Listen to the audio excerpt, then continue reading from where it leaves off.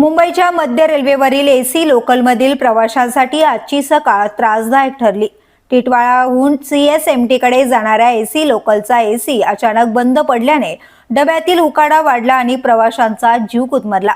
Mulund railway स्थानकात ही local तब्बल 15 मिनिटे उभी राहिली। एसी बंद असल्याने 3 ते 4 प्रवासी, त्यामध्ये काही महिला प्रवासी देखील बेशुद्ध पडल्याची घटना घडली। त्यांना तातडीने डब्याबाहेर काढून प्लॅटफॉर्मवर प्राथमिक मदत देण्यात आली। या घटनेमुळे प्रवाशांमध्ये संतापाची लाट उसळली असून एसी लोकलमधील देखभाल आणि प्रवाशांच्या सुरक्षेबाबत गंभीर प्रश्न उपस्थित होत आहेत। वारंवार अशा घटना घडत असल्याने रेल्वे प्रशासनाने केवळ आश्वासनांवर न थांबत ठोस उपाययोजना कराव्यात अशी मागणी कांजूर भांडू प्रवासी संघटनेचे प्रशांत कदम यांनी केली आहे। सर, मध्य रेल्वेमध्ये काल आज एक प्रकार घडलेला आहे। एसीचा जो डब्बा होता त्या ठिकाणी एसी बंद असल्याने एका महिलेला सफोकेशन झाल्याचा प्रकार घडला आहे। तुझं काय सांगायचा प्रकार झाला हा तर हा निंदनीय प्रकार आहे। एकतर मध्य रेल्वेची व्यवस्था, जी रेल्वेची व्यवस्था जी आहे ह्याच्यामध्ये काम कोण करतं आणि काम कोण करत नाही ह्याच्याबद्दल मोठं प्रश्नचिन्ह आहे। पहिली गोष्ट, सिग्नलमन काम करतात किंवा नाही करतात, किंवा ते मुद्दामून सिग्नल लावतात। दुसरी गोष्ट, मोटरमन काम करतात किंवा नाही करतात, की ते वेळेवरती येत नाहीत कामावरती।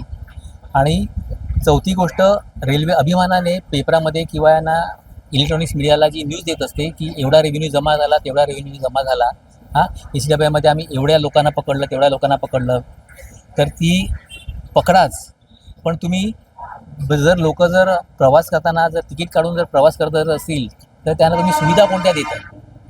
आणि एसी लोकलची संख्या जर तुम्ही जर म्हणत होतात की वाढवणार आहे किंवा दरवाजे बंद करणार आहात, कारण कोणताही अनैतिक प्रकार घडू नये, जसा गेल्या वेळेला कळवा आणि दिव्याच्या मध्ये जो घडला होता तो तसा अनैतिक प्रकार घडू नये, म्हणजे माणसं पडली होती, त्यामध्ये काही माणसं मृत झाली होती, तर त्यासाठी तुम्ही अजूनपर्यंत उपाययोजना काय केली? सरकारला प्रश्न विचार। फक्त सरकार एवढंच मिळवतं की आम्ही एवढा रेव्हेन्यू जमा केला, तेवढा रेव्हेन्यू जमा केला, एवढा कोटी जमा झाला, तेवढा कोटी जमा झाला। त्याच्यामध्ये तुम्ही तुमच्या कर्मचाऱ्यांना त्याची पगारवाढ दिली का? किंवा तुमच्या एसीने टीसीने जास्त लोकांना पकडलं तर त्याला तुम्ही काय अवॉर्ड्स दिलात का? हे का तुम्ही डिक्लेअर करत? आणि महत्त्वाचा मुद्दा सांगायचा झाला तर प्रत्येक ट्रेन ही तुमची 15-20 मिनटं त्या टायमापेक्षा लेट का असते? आणि एसीबद्दल बोलायचं झालं तर एसीची ही आपल्याकडे मध्य रेल्वेची दुर्दशाच आहे की एसी लोकल चालत असताना ती एकतर 15-20 मिनटं लेट असतेच, कधी कधी ती कॅन्सल केली जाते।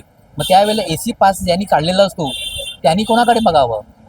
मग तुम्ही सांगता त्यांना फर्स्ट क्लासमध्ये अलाउड आहे, मग फर्स्ट क्लासमध्ये अलाउड आहे, मग फर्स्ट क्लास डबा तुम्ही एसी करा तात्पुरता तेवढा, मग त्या तुम्ही गोष्टी का नाही करत?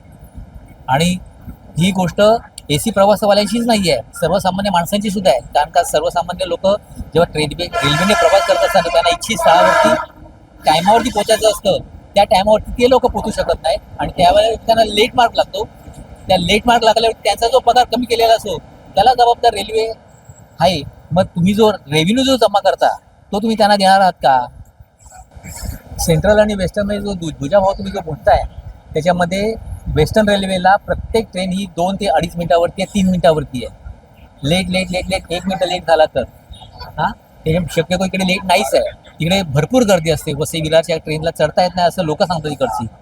ह्या साईडला तुमची 15-20 मिनिटं ट्रेन नसते आणि 15-20 मिनिटं ट्रेन नसल्यामुळे लोक त्या गर्दीच्या डब्यामध्ये चढतात, लोक त्या चुकून त्या एसी डब्यामध्ये चढतात। आणि सरकारला एवढंच बरं वाटतं की लेट झाल्यामुळे, लोक जास्त चढल्यामुळे आम्हाला कुठे ना कुठेतरी त्या प्रवाशांकडे भुर्दंड जमा करता येतो आणि त्याच्यामध्ये आम्हाला जास्त रेव्हेन्यू मिळतो। त्या रेव्हेन्यूचा सरकार उपयोग करत आहे, कर्मचारी उपयोग करत आहेत, की सरकारला त्याच्यामध्ये मोठेपणा वाटतो की सरकार म्हणजे व्यवस्था न देता सुद्धा आम्ही एवढा रेव्हेन्यू जमा करतो। व्हिडिओ जर्नालिस्ट शशांकसह विद्यामृतकार, शहर, मुंबई। व्हिडिओ आवडला असेल तर लाईक करा, शेअर करा आणि आमच्या चॅनलला सबस्क्राईब करा। बेल आयकॉन दाबायला विसरू नका।